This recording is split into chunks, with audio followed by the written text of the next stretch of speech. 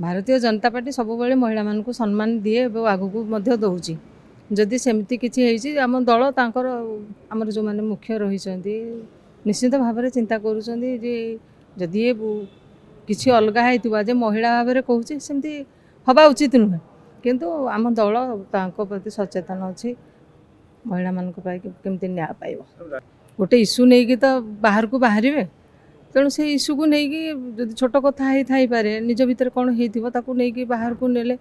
विरोधी दल ना केमती स्थान रोटे विरोध करुँच कि विरोधी दल साइलेंट हो गला जो अपमान हम तेणु से विरोध करवा विरोधी दलर तो धर्म है विरोध करवा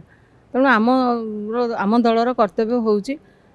जदि कौटे महिला मानक सेमती आम दलरू